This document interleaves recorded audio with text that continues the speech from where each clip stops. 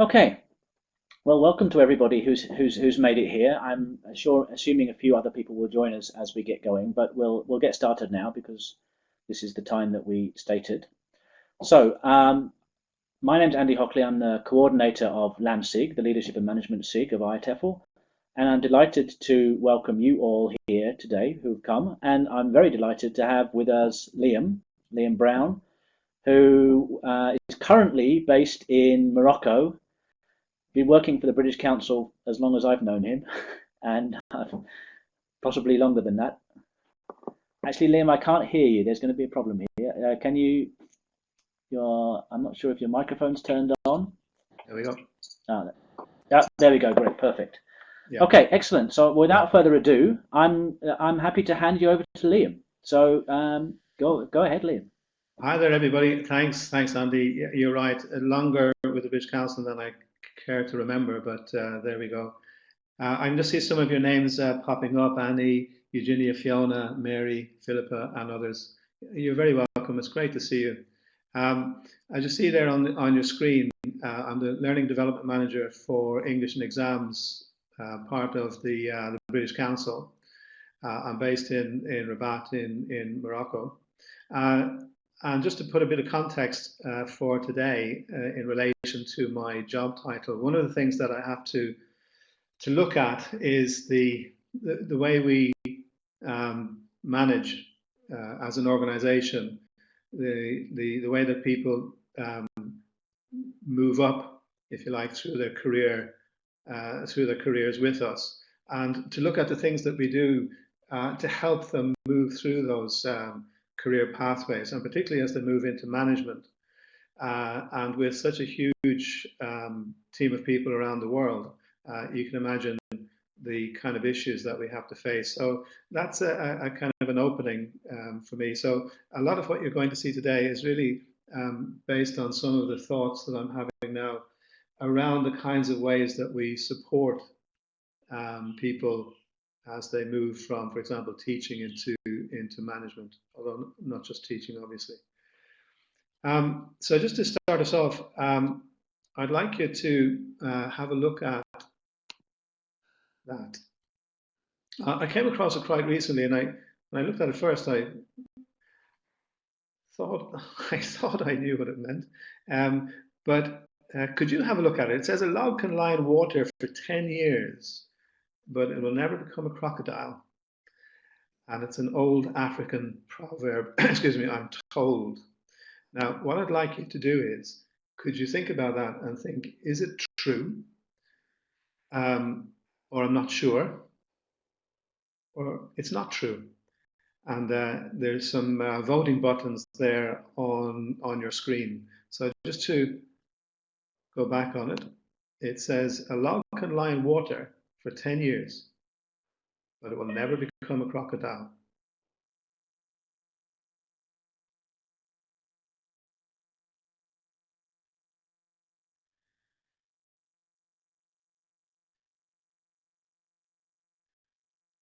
Okay, good. Some votes coming through there now.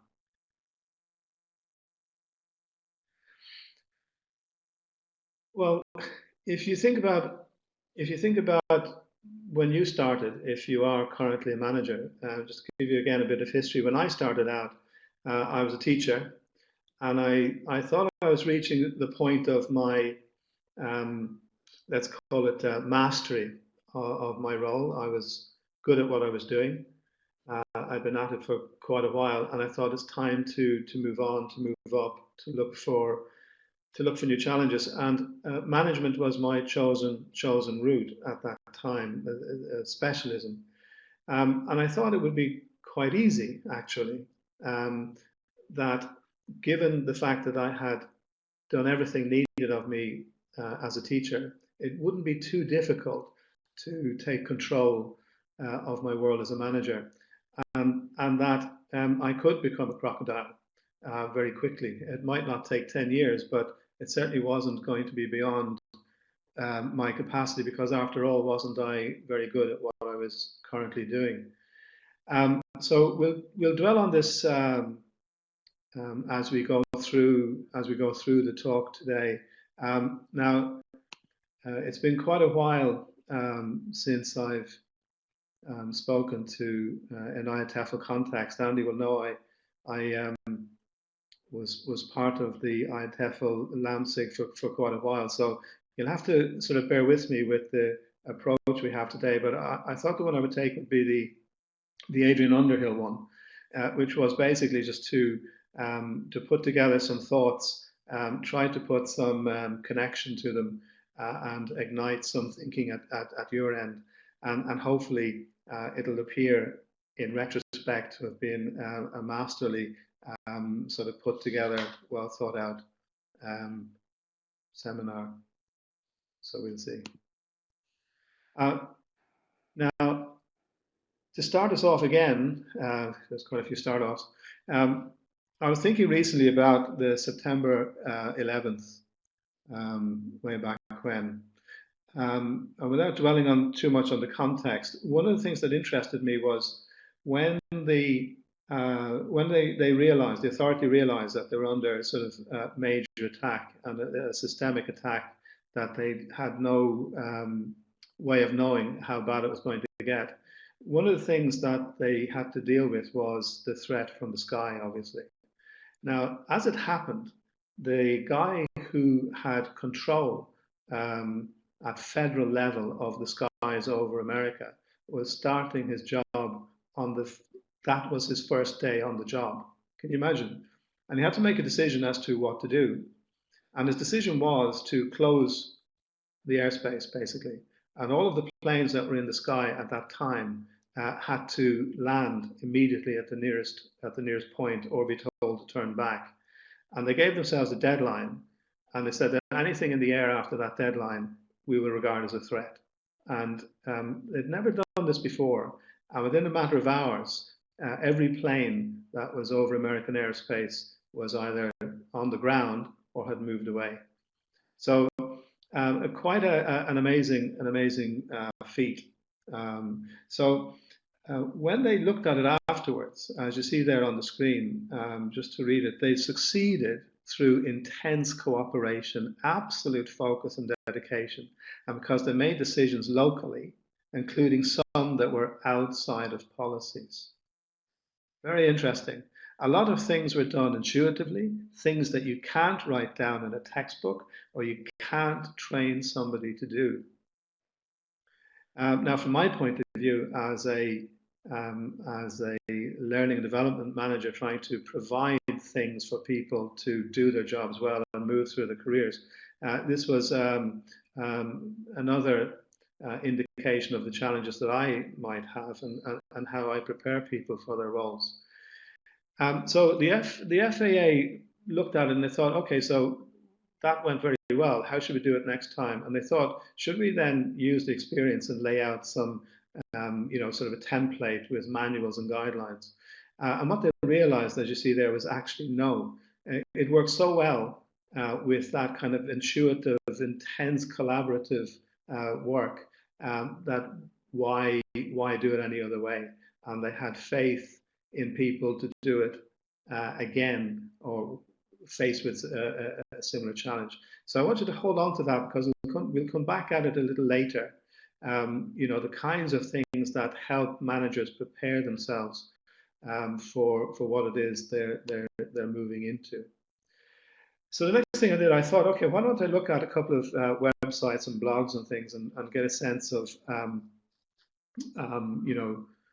what people were saying about, being a manager. And the good bits. Now, certainly those are the ones for me. Landing your first management role, exciting, rewarding, of course, a challenge, moving into some new ground. Now, for me, having more money, of course, wasn't a bad thing. Not a huge amount of money, but didn't do any harm.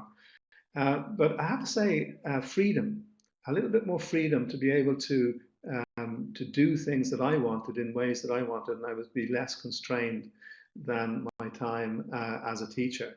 And that certainly was a good bit. Now, interestingly, the literature and blogs don't say much more than that. what they do tend to dwell on quite a lot, but of course, if you want to build an industry around support, then there's got to be a lot of bad bits or the not so good bits. And of course, everybody tells you that it's not all a bed of roses. It's going to be difficult. You're going to be pulling your hair out. I mean, I've done that quite a lot, as you can see. And it's going to be hard, especially if it's your first time. And it's going to be unsettling, and there's going to be periods of transition where you're going to be out there on the line. And there's this sense of, God, do I regret this? Should I regret this? Should I even think about it if I haven't gone into it yet? And it's quite interesting. Try that experiment yourself. Just sort of Googling and get a sense of what people are saying. They say more about the bad bits than they do about the good bits. So again, there's a lot of challenge for people moving into these roles. Now, I'm just seeing the votes that you've done. 3 of you say you're not sure. 2 of you say you think it's true that you cannot become a crocodile. Okay, well let's see how we do with that. Okay, and so lastly, one guy said it's also the day that changes everything. The day that you become a manager. So you were a rock star subject matter expert or a technical expert, and now they've asked you to lead others and coach them to be as good as you. There's a challenge. Okay, so my next step was I thought, okay, could I find anything that's helpful about this transition from being, from something into being a manager? And I came across this one called Becoming the Boss, Harvard Business Review 2007. I recommend it to you. It's a very interesting article. And as you'll see in a second, it talks about some myths. Now, before I show you, what I'd like you to do is, I want you to think back yourself. If you've moved from being a manager, moved from being a teacher, for example, into management, or from another role into management, or if you're thinking about it. What myth did you see dispelled or broken when you became a manager? So in other words, I thought it would be this, but it wasn't that. They told me it would be like this. If you take a moment, just sort of write down a myth that happens to be true for you. I thought X would be the case, but that's not the way it panned out.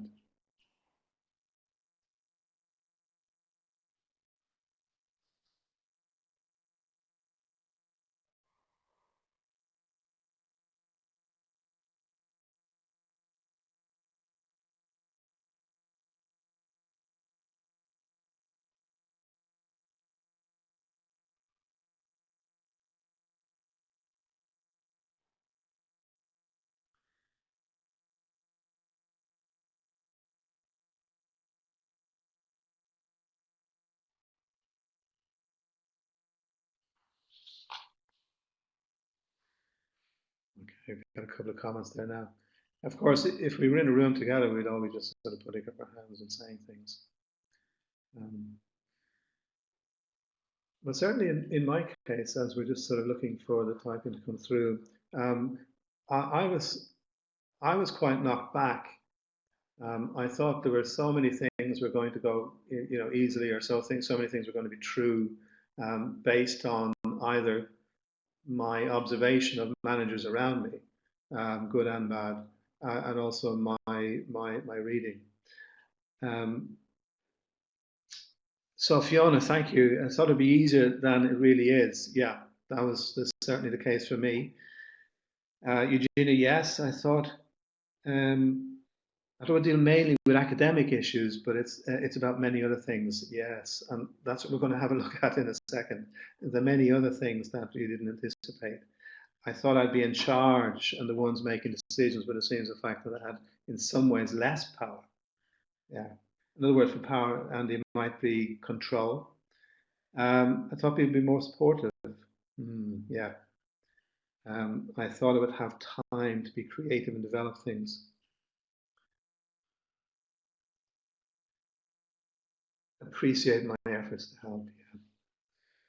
Yeah. I had all of those too, And one of the things that really did shock me, in my case, I won't type it, I'll say it, was just simply um, I didn't realize that so many people were looking to me for their support in how they felt about their work, and how they felt about themselves and how they felt about their careers. It was the one thing that really, really kept me awake at night. It wasn't about technical experience. It wasn't about my knowledge or skills. It was about my ability to support them to feel good about their work. Um, Okay, so thank you for those. So let's have a look. I'm going to show you some of the myths that came up in this article, and perhaps you've thought of them yourselves. Myth one is that managers wield significant authority, and one of the quotes that she mentions in that piece is that becoming a manager is not about becoming a boss; it's about becoming a hostage. And she talks about hostage to my bosses, my peers, candidates on the exams front, learners, just a whole range of people that came up with relentless, conflicting demands. And that because in my own world as a teacher, I controlled my environment within the classroom, both in terms of the delivery and the way things worked, this was quite a shock. And that my authority was not necessarily a given, but also the new notion that I would actually have to give it up, that it wouldn't serve my purpose given the context of my new work, and that it would only lead to frustration and failure. She mentions the second myth. And again, this notion that because I'm now a manager with a big title, I would have authority from that position. And what she says is that that for that authority to come to me, it's not about the job, the role, the name. I have to earn it. And how you earn it is a lot more about my competence and what I call JASK, my judgments, my attitudes, my skills, and my knowledge being put out there. So it was more about me than the name or my role or my grade or my superiority. The third myth, again, sort of thinking that I would be successful in my new role if I control the work that everybody does. Now, for those of you that work with performance management systems in the British Council, at any rate, we have a system that assumes I'm in control of all my direct reports and have an ability to gain compliance because of it being put into, for example, a plan for the year. And as it says there, she says that compliance is not the same as commitment. So the challenge for me is how do I nurture that sense of commitment in order to for people to share the goals as a team rather than individuals, and also just to think about words like allegiance and alongside mutuality. The fourth myth, again, was quite interesting for me. Must focus on forging good individual relationships. And again, this myth dispelled by reality that we shouldn't be focusing on friendships, but on building a team. And we'll see a little bit later how that might impact on the kinds of training that you might do or the support that you might give to managers. So you're looking at team culture rather than individuals, while you're supporting individuals, but always within a team context, because it's with the team you solve problems. You solve problems together, for example, or deal with challenges that you have to face. The fifth myth is that the manager's job is to ensure things run smoothly. Now, of course, coming from a teaching context where you're in control of pretty much most things of what you were doing, you'd assume that this would be the case, going up the career ladder. But of course, it isn't. And what's interesting is that she says that, okay, within that team context and also looking at business objectives and sort of business impacts, if you like.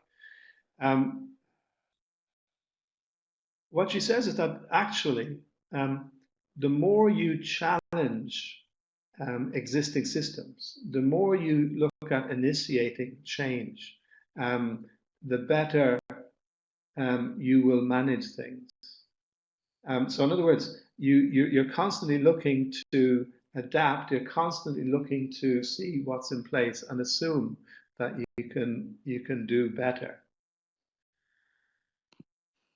Now, the other one is an interesting one, and again, we'll come at it a little later, is the manager's job is to lead on change, and therefore it's easy.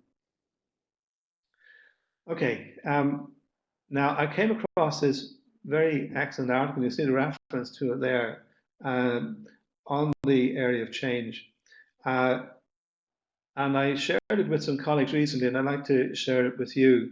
And you'll see that at the bottom, you see all of the 5 component parts revealed.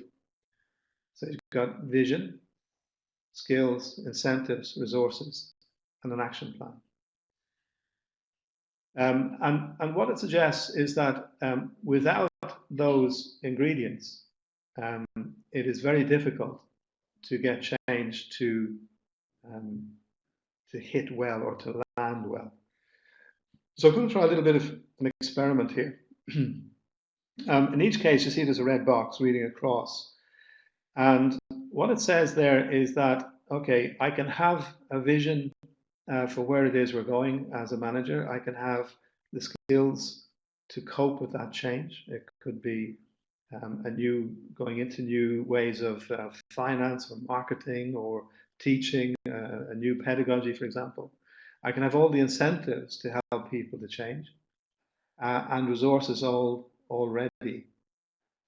And what it suggests that without that component, an action plan and a good methodology to put things into action, in effect, what I end up with is putting people on a treadmill. Okay, so let's try on the right-hand side of your screen. I think Andy's provided a couple of buttons there. I want to put it to you. If I've got a vision and skills and incentives all in place, and the action plan is there, but the resources are missing, or not thought through, or not planned through, what does that end up in? If you can think of one word that describes the result, what would it be?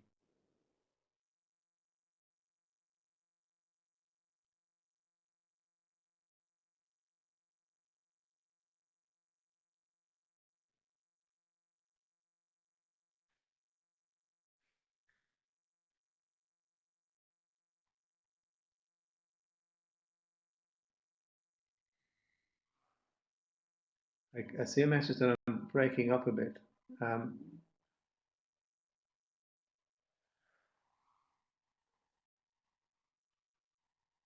Okay. Well, let's just run through it slowly because I'm not seeing if the messages are coming up. So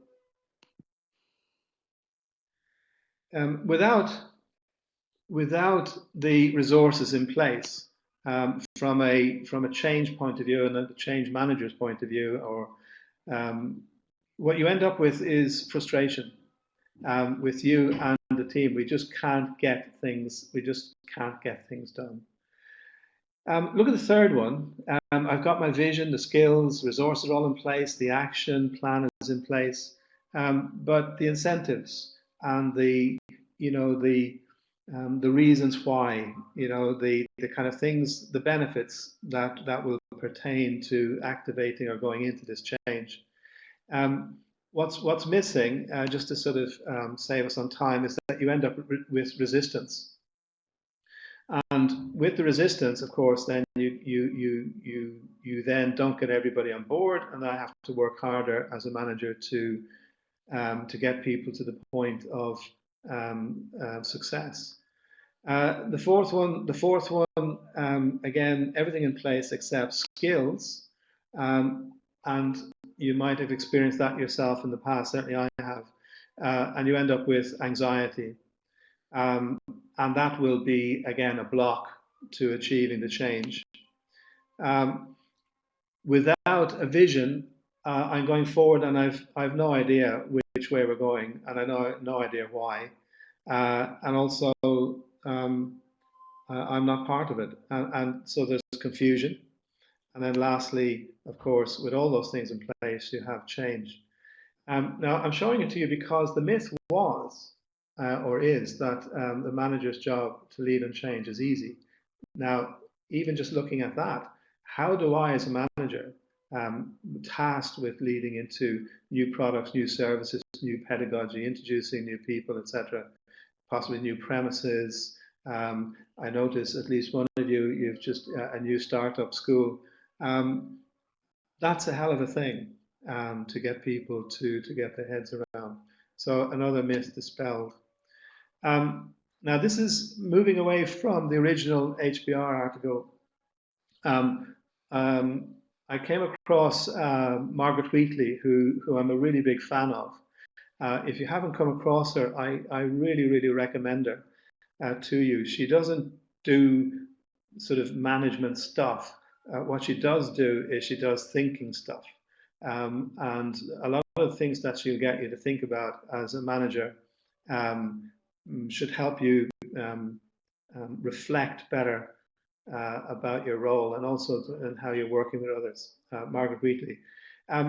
The seventh myth is that it's the manager's job to fix stuff, and we go in with that kind of, what's wrong and how can we fix it.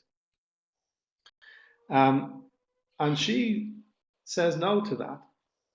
She says no, that is actually a myth. And that actually what you're better off doing is thinking that I'm not the one that necessarily fixes it. She says, in order to counter the negative dynamics with stress and uncertainty, we must give full attention to the quality of our relationships. Nothing else works. No new tools or technical applications, no redesigned organizational chart. The solution is each other. And if we can rely on one another, we can cope with almost anything. Without each other, we retreat into fear. Now, I'm mentioning that now because, again, when I came into management first, I did think that was the thing that I was going to do. I was going to rely on my previous level of expertise, and the focus would all be on me. And what I then realized is what Margaret Wheatley is saying there, that people must be engaged in meaningful work together. And it was partly my job to make sure that took place. You may recall in a movie cartoon, Snow White and the Seven Dwarfs. And there's a great shot that I use a lot, and it's of the seven dwarfs on their way to work. And you remember the song, hey ho, it's off to work we go. And it's off to work, not away from work. And they're smiling and they're laughing and they're pleased to go to work. Now, that was the thing that I mentioned earlier. That was my biggest challenge of how I could, as a manager, help people feel positive about, going to work. Okay, so with that, just sort of moving on, if we're going to dispel all of those myths, if they are part of a program that I'm trying to put together for managers to help them deal on appointment, we have an induction program at the British Council for senior managers But what it focuses on mostly is technical stuff. And what it leaves out is the stuff that we're talking about today. And in a way, it suffers for that. So again, I'm going to sort of mention a couple of pointers that are feeding into the system that we're looking to develop, and hopefully it will trigger a couple of ideas for you. Nourish a clear organizational identity. Now, again, that's part of the manager role, certainly as it veers into leadership connection. Focus people on the bigger picture, of course. People who are stressed lose the ability to recognize patterns, to see the bigger picture. And new managers themselves don't often see it. Margaret Weekly talks about honest and forthright communication. She talks about a continuous flow of information that gives people the capacity to respond intelligently. Now, again, that was quite a new thing for me as a manager, coming out of a classroom into a much more exposed environment, and being the one who was the coordinator of an information flow. And that was a real challenge for me because I hadn't understood how I was supposed to fulfill that role. Preparing for the unknown.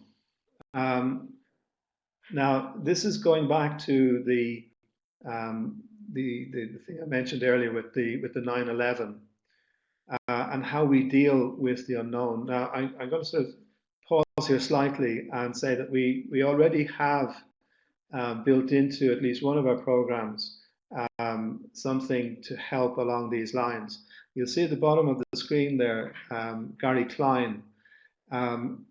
If you haven't come across them, I do recommend them. His main thing is about decision making and how intuition prepares people to make better decisions. That harkens back to the earlier comments I made about the federal authority, the aviation authority, allowing teams to do that intense collaboration to help them to work through whatever challenges they were facing. If you'd like a copy of how the decision game works, my email is at the end. In a minute or two, let me describe it. We found it very useful for this purpose. It helps people, new managers is how we use it, sorry, to collaborate, to deal with known situations that are real, but also to take a back seat and to listen to others. How it works is that you create a mix between a simulation and a case study. Now, a case study, he doesn't favor it because it's a very static view of, for example, a language institute at a given moment in time. Whereas with the simulation, you start with the case study and then you move along in time. And how it works is that you gather a team, a small team. Eight is a very good number. 4 is okay, but between 4 and 8, with new managers, but also some experienced managers. And what they do is they read into the situation, they read into the case study. This is the teaching center, this is the language institute, and it gives them information about the business, the number of students, the courses, and things that are relevant. And then they have a series of cards, and there are as many as you like. We use about 50.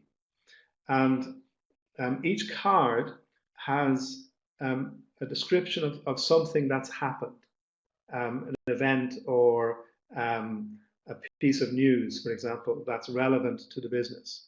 For example, somebody's gone out, met with the Minister of Education, and come back with something.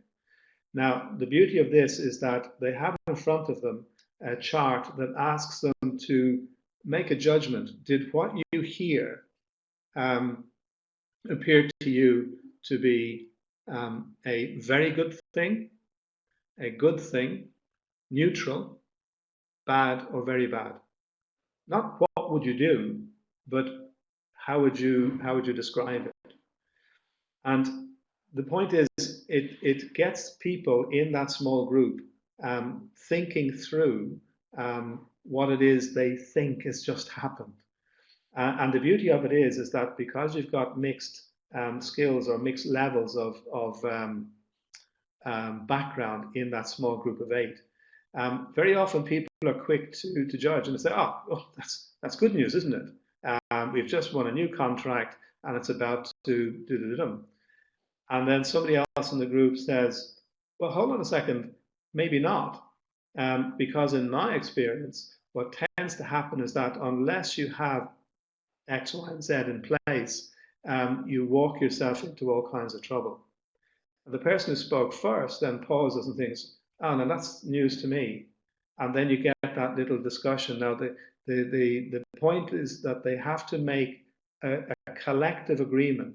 If there are 8 people, they all have to agree as to where to put the X on a graph chart that maps out very bad, neutral. I do recommend it to you. It's an excellent approach to get managers of different levels of skills and knowledge to share that skill and knowledge in an environment that is easy to work with and relevant to everything that they're facing as a new manager. And the way we're doing it is that we do it over time. So they do one decision game quite early as part of their induction. And then as they're more experienced, we develop another decision game and mix up the people that they're connected to, again, as part of an ongoing, we could do it as an away day, for example, and it works very, very well. And lastly, just as I'm mentioning Gary Klein, the other technique we give them as managers is that once they're working through issues with their with their teams, for example, they're about to go into a project, we get them to do what Gary Klein calls is a pre-mortem. And the pre-mortem works nicely because it gets them, what they do is they say, let's pick a time in the future, a time where the project or what we aim to do has ended. It's the end date. Now, let's declare ourselves currently at that date. And we declare that to our best knowledge, the project has failed. Not kind of, but absolutely failed. And then you gather in the room people who are stakeholders in that project, and then you say, okay, why did it fail? So you're all the time referring to the past. And then somebody might say, well, it's obvious, isn't it? We just didn't get the vision right because we didn't, and they expand on that view. Or somebody else might say, well, actually, it was the resources. The resources didn't come through. I mean, we said we were going to get them, but we didn't. So going back to the earlier 5 points that you saw, those are the kind of things that people focus on. And it works very well because there's no blame attached. We haven't reached the end of the project. And it allows people to speak in a way that is quite difficult, especially if there are other managers present and they're not in a position to criticize or they don't want to criticize. So it's called a pre-mortem. So again, if you go into Gary Klein, you'll see more of that. If you'd like something from me, drop me an email and I'll send it. So that's how we deal with that particular myth or help with that particular area. Keep meaning at the forefront. So I'm speeding up a little bit here. That meaning is the most powerful motivator of human behavior. This is Margaret Wheatley speaking again. Pay attention to individuals. There's no substitute for direct personal contact. And certainly we're finding that now in the way that we prep a lot of our new managers because they're responsible for the performance management of their team, the performance management systems of their team.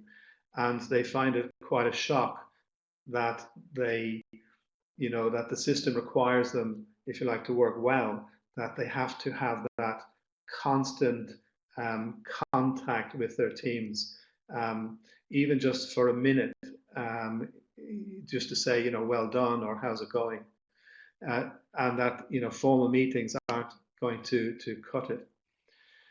So just to sort of again sort of give you a couple of suggestions or ideas that we're putting into some of our formal training events. If you're not familiar with it, again, we haven't time to go into it in great detail, but we find that the Johari window is an especially useful tool for us because, again, it gets new managers to think about how I can work with my team to expand that kind of box that you see labeled there, arena or the open space. So that there are things that I know and things that others know. And we ask people to focus on that ask and tell, particularly, and how they're going to do that. And we build in a lot of our focus during the induction to work out scenarios, role plays, in every way that they can look to expand that. And they come up with some very creative ideas. Like, in the old days, many of us remember it was possible to smoke at work. Then that wasn't possible, so there was a designated smoking room. And in that smoking room, you had a great mix of people, managers, all the way down. And it was a kind of a democratic space, and the conversations were very wide ranging. And you learn things in that smoking room about other individuals that they'd open up. There's just you and another individual, and they talk about themselves. Or other things like, doing overtime or traveling with people, using the opportunity there to ask for feedback about how you're doing or to tell people things. If you haven't used it in any of your formal training, I do recommend it, or in inset programs. There's lots of literature on it and lots of sort of supports on how to use it. But again, I mentioned it here because we've put it into a lot of our programs. Coming up to kind of lastly now, another approach that we've looked at is one again that it hasn't formatted so well there, but looking at other kind of shorthands that we can use to help managers, if you like, jumpstart the kind of skill sets that they need in order to work themselves through,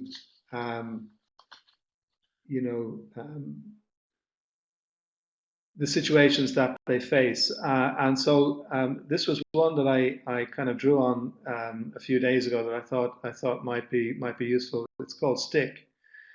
And as you see there, it's just a simple shorthand of how people might feel a little bit more comfortable when they're dealing with their teams, where authority isn't going to come from title, where you're going to get that collaboration going and the communication going. So S, the situation, here's what I think we face. Task, here's what I think we should do. Here's why. And here's what we should all be keeping our eye on. Now talk to me. Now again, we've used this quite a lot in early inductions of new managers to help them deal with the scope of the issues that they're facing that are outside of their original areas of expertise, for example, classroom or pedagogy. And actually, it works. It works very well as a simple tool, and we get feedback a lot. A lot of people have integrated this, if you like, approach into how they behave as new managers. Now, I'm kind of mindful that I've done a lot of talking, if you like, and I'm just going to come to the end of it now, because the third approach, again, that we use a lot in the early induction phase, and again, for time reasons, I haven't a lot of time to go into it. But I'll give you a bit of background. We've been searching the British Council for, let's call it a fairly straightforward way of helping our managers deal with those early phases, that those transition months. And the one that we've come up with that works best for us, we think, is a formula or an approach by John Adair. Now, his background is in a military environment, and in some ways it sort of smacks of a kind of a command and control approach. In fact, that's one of the criticisms of it. But setting that aside, what we like about it is that it helps people get away from this notion that I have to be the kind of the heroic leader, the sort of the special person, and it gets them to sort of think, well, what exactly have I got to balance if I'm going to perform well as a new manager? And what John Adair says is those are the three things really you've got to focus on: achieving the task, build and maintain the team, and develop the individual. Now, when we're doing training for our new managers, we have this very good picture of, of the guy spinning the plates. And we get them to identify what the plates mean for them. And a lot of them focus on tasks, but some mention, team and individuals. And that's our kind of introduction to it. And where Adair is really good is that he says that at different times, depending on the context, one or other of the three might be grabbing your attention and require intense focus. It could be there's something dysfunctional, or it could be a series of events, a launch of a new product, setting up a new branch, for example, where you might be, for a matter of weeks, really focused heavily on task. Or it might be part of your style that you have a very task-driven approach to being a manager, because that's what's always worked for you. And where it really works for us is that it gets people to think about what happens when those three are out of balance. And we work a lot on the kinds of things that you might do to rebalance, to notice that while the tasks are being done and you've built a reputation for delivery, and while there are individuals getting a lot of personal satisfaction because they've contributed to getting the job done, actually, you've got stars in there, but the team hasn't really coalesced. And that's quite an eye-opener for a lot of our new managers in the induction program. And we do a lot on, okay, how are you going to recalibrate now? And say, okay, job done, tasks in place. I need now to spend a little bit more time getting the team to work better. It works another way as well, is that you come across situations where you want to focus on the team, making sure everybody's happy, making sure that there's shared vision and collaboration, and that people as individuals are getting what they need from work. But actually, looking from the outside in, there's not a whole lot getting done. Superb team, great place over there, but I'm not seeing a whole lot. Where are the objectives? Where are the results? So again, we spend a lot of time recalibrating where getting to think about how they're going to refocus on the task, and the same for individual. So again, if you haven't spent any time with the John Adair system, I recommend it to you, because again, like the decision game, it's very simple. It doesn't require a huge amount of sort of theoretical sort of thinking. It moves away from that heroic notion of a leader. Well, it can't possibly be me, because and it just simply says, actually, no, it's everybody's responsibility to look after all three. The plates are being juggled, of course, and your job is to make sure that none crashes.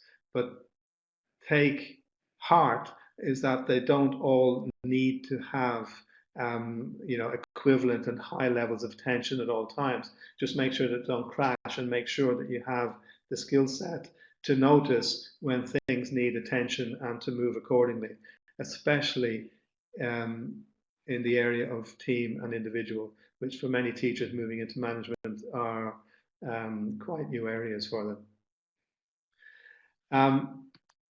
Okay, so I'm coming I'm mindful that I'm coming towards the end of my time now. As I say, I'm just going back now and just the four things that I wanted to mention to you. And again, if you want more from me, just drop me a line and I can send you stuff. And if we have a bit of time now, we can chat through. For all the reasons that I mentioned earlier, these are four ways that we are now trying to build together. They come up in different contexts as far as our management training goes, but we want to pull them together in a more coherent way, using something like the decision game, using something like the Johari window, coming up with formulas. I'm saying formulas, but you know what I mean, that are kind of shorthand approaches for new managers to focus on or to use that they have, and get them to integrate them into their skill set.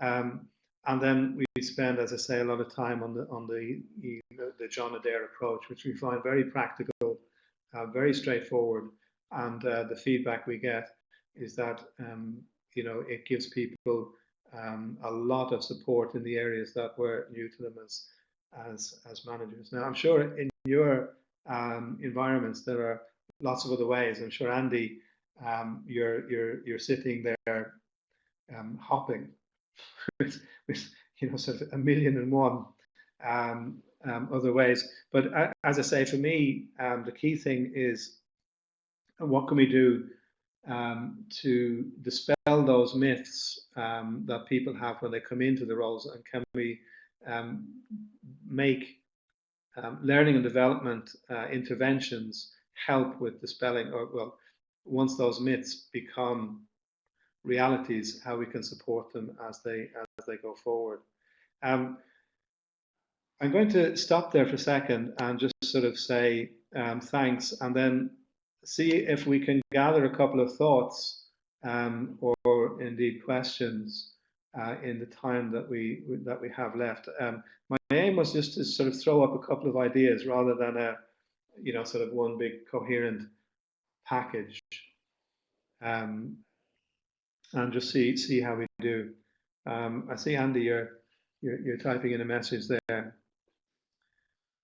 And by the way, thanks for the link there to the HBR and the HBR article.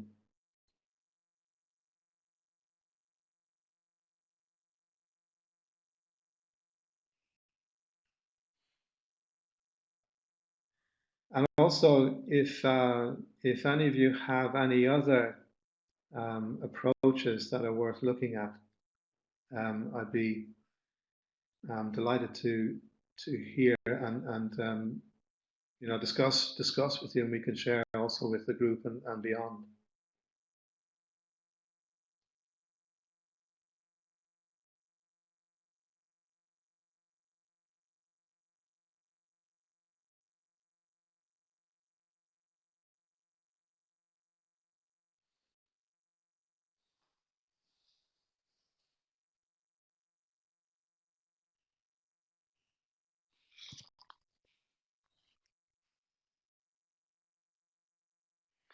Yeah, no, that's true. The support that we can give, it sounds like a lot, but actually it isn't a huge amount, Fiona.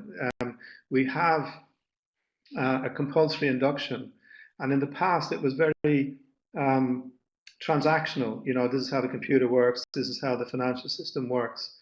especially if they're appointed from an external position.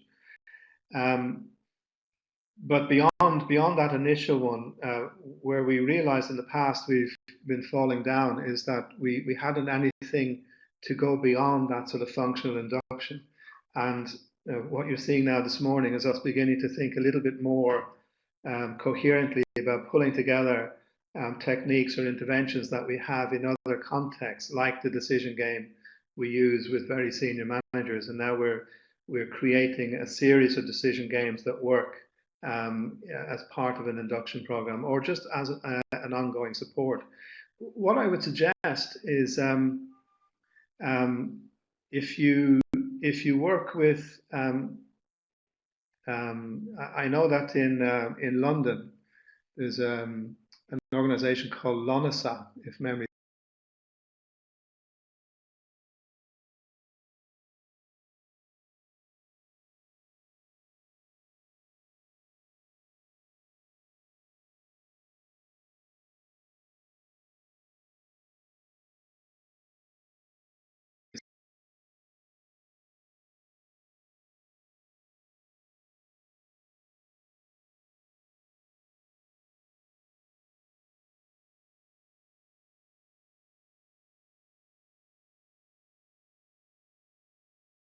serves. And I connected with them a couple of years ago. And basically, it was a grouping of language institutes in London, and they shared resources, they shared programs, and I'm sure Andy knows about more as well, more than I do. So Londosa, that's right, yeah.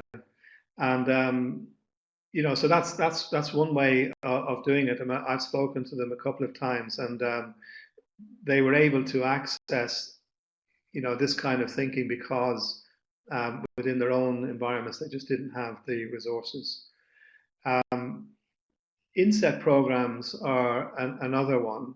We're looking hard now at the way we utilize what is actually one of the best ways that the teaching environment has built into the way they learn, and we're using that a lot now in our manager cohorts. Again, how well? I suppose if you're on your own, I think apart from sort of joining, sort of groups like Londosa, reading, connecting with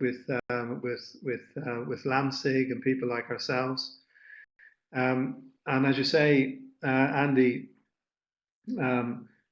is the peers within the network. That's true, and we are fairly well linked up. There are sort of libraries, if that's the right word. We have access to Ashridge, the business school, which has a phenomenal resource. You have to pay a fee, obviously, to get in, but the resource is just about everything you could possibly want on the theme of sort of management, marketing, etc., etc. So now that you got me thinking about it, let me think about how, because I haven't had to think about it, to be honest, what I would do if I was in a small institute to try to replicate the kind of things that I'm talking about today. That's a very nice challenge for me, Fiona. Let's keep in contact, and I'll certainly do a little bit of thinking about this in the next week or so, and I'll certainly share it.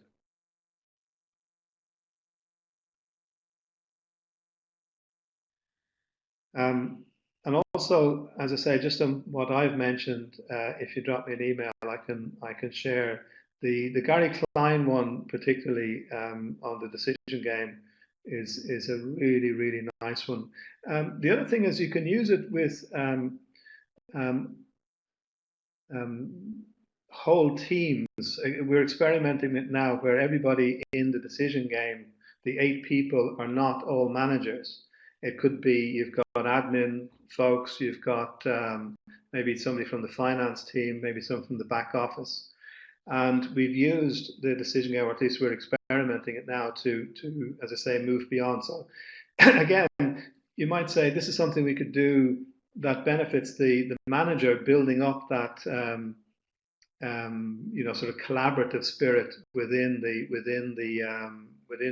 school, and helps them think through the kinds of challenges that they face.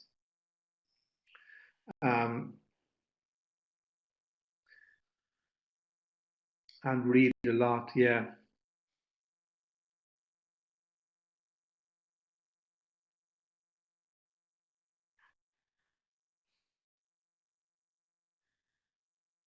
Conferences, yeah, it's true, and I'm really pleased to see that. I mean, I have to put my hand up. It's been quite a while since I've been at the IATEFL, but I'm hoping that the numbers are keeping up, particularly on the LAMSIG. And I know that there are specialist one-off events beyond the kind of the annual one that gets really significant numbers now. So well, we definitely love to have you back, Liam. I think that is this, definitely. I mean, for me, this was fascinating, and I hope it was resource. for the rest of the people who were here. I know that Andy, on the actual website, a lot of the articles that are written in support of LAMSIG by speakers and others. I know that George has done a brilliant job in gathering a lot of topics into that forum. Yeah, now that's very good, Andy, because as I say, in the past, it was, I don't know, seen as a kind of a bit of a specialist area. And yeah, I think I mean there's a number of things that kind of come to the top of my mind. Owners, particularly, I think is the time in some ways. One that isn't well represented, or don't represent themselves at events like this. I think that's another area to look at.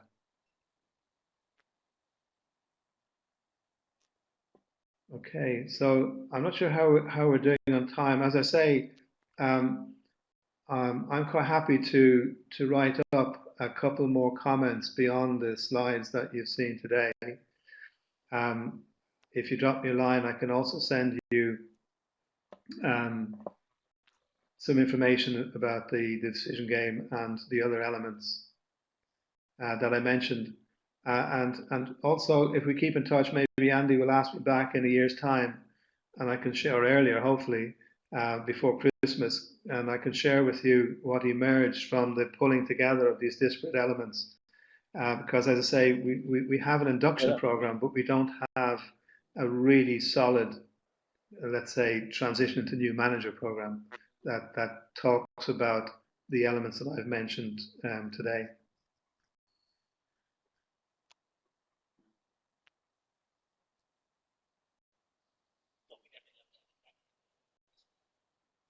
Mm-hmm. Well, we definitely love to have you back, Liam. I mean, me, this was fascinating, and I hope it was for the rest of the people who were here. Yeah, and as I say, if you come across anything that adds to it, and I know this is an area dear to your heart, Andy. So especially anything that cuts into that, sort of real things that we can do to help people that don't maybe even require an huge article. I mean, I'm doing George's dirty work for him here now, but maybe you could give us an article in for the newsletter on this topic, because I think it would be very interesting for people. Yeah, I think I mean there's a number of things that kind of come to the top of my mind, but obviously. Okay, great.